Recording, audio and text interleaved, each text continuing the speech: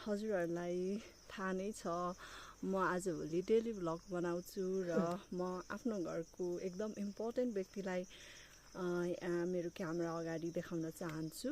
उहाँ चाहिँ हाम्रो बाजेको पालादेखिको हुनुहुन्छ, हाम्रो घरमा बस्दै आउनुभएको छ।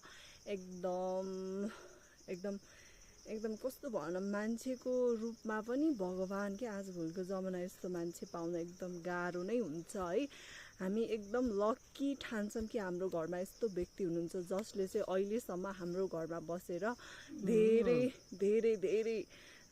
धेरै कुराहरूमा हेल्प गर्नुहुन्छ अनि प्लस हामीलाई एकदम माया गर्नुहुन्छ। उहाँ व्यक्तिलाई म आफ्नो क्यामेरामा देखाउन गइरहेको छु। उहाँ चाहिँ बोल्न सक्नुहुँदैन, उहाँ चाहिँ यस्तो सान गरेर बोल्नुहुन्छ।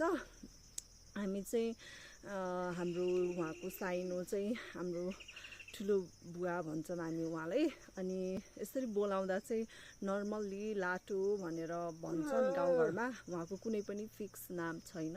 उहाँलाई देखाउन गइरहेको छु। उहाँ एकदम राम्रो व्यक्ति हुनुहुन्छ। हामी चाहिँ उहाँलाई एकदम रेस्पेक्ट, सम्मान, माया सँगसँगै उहाँलाई यति धेरै ग्रेटफुल गर्छौँ कि हाम्रो फ्यामिलीले।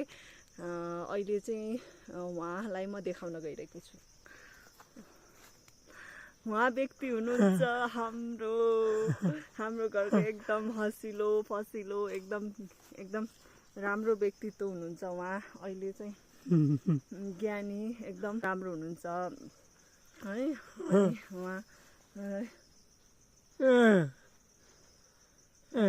उहाँले चाहिँ यसरी नै बोल्नुहुन्छ। अनि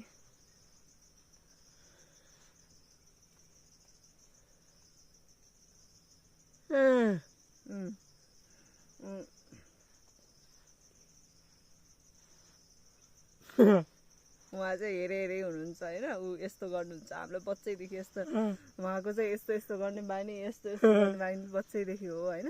एकदम हामीलाई एकदम माया लाग्छ कि बच्चैदेखि देखा भएर है। उहाँ हामीले यसरी इन्ट्रोड्युस कहिले पनि गरेको थिएनौँ।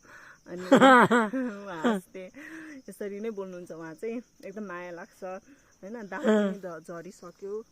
अनि हाम्रो गाउँको मान्छेहरूले चाहिँ चिन्नुहुन्छ, तर अरू मान्छेहरूलाई चाहिँ एकदम बाहिरको नचिनेको मान्छेलाई पनि एकदम माया, रेस्पेक्ट, एकदम सम्मान गर्ने, एकदम हात मिलाउने, यस्तो गर्ने, अनि तालिम पड्काउने, नाच्ने। उहाँ चाहिँ एकदम रमाइलो खालको व्यक्ति हुनुहुन्छ। देख्नुभयो नि, दिदीको पनि यसरी नाच्नुहुन्छ। मैले क्ल्याप गरिरहेको छु अनि त्यही भएर उहाँ चाहिँ नाचिरहनु भएको। एकदम रमाइलो व्यक्ति हुनुहुन्छ। उहाँ चाहिँ एकदम आजभोलिको जमानामा यस्तो व्यक्ति पाउनु चाहिँ एकदम सङ्घर्ष गर्नुपर्छ र पाउन पनि पाउँदैन उहाँ जस्तो व्यक्ति चाहिँ। हामी चाहिँ एकदम लक्की छौँ ताकि उहाँ हाम्रो घरमा हुनुहुन्छ होइन। उहाँको घर चाहिँ उता डाँडा पारी उता कता हो तर हामीसँग बसिरहनु भएको छ होइन।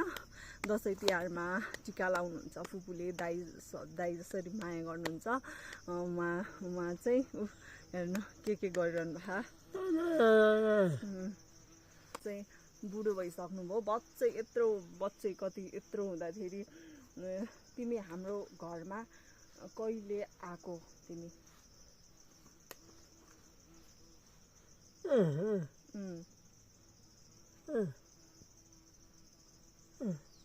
मेरो घर चाहिँ उता हो यसो भन्दै हुनुहुन्छ। उहाँले चाहिँ त्यो बोल्न सक्नुहुँदैन होइन।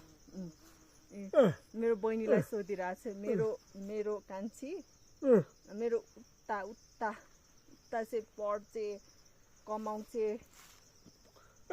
सानो बहिनी ऊ पनि उतै छ पढ्ने। सबै उतै छन्, दाइहरू पनि भाइहरू पनि उतै छन्।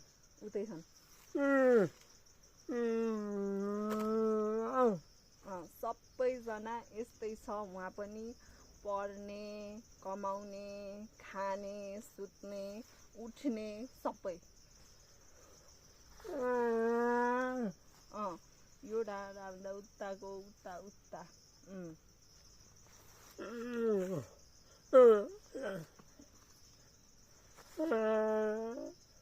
चाहिँ यसरी नै बोल्नुहुन्छ।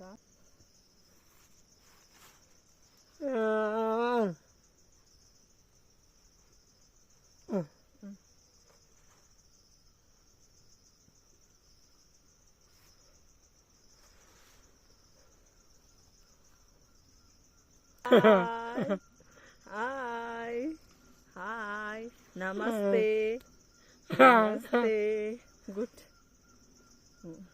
गुड बुझ्ने चाहिँ सबै हो तर त्यो हुन्छ नि कान चाहिँ सुन्नुहुन्न यसरी चाहिँ हातको सानले चाहिँ सबै आउँछ उहाँलाई ल खाना खाना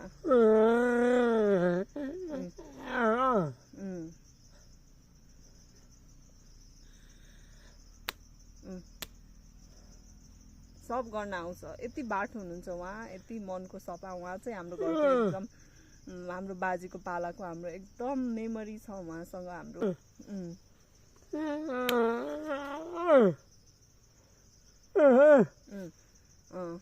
मैले चाहिँ सुत्ने यस्तो कपडाहरू झुन्ना छु भन्न यस्तै हो बाई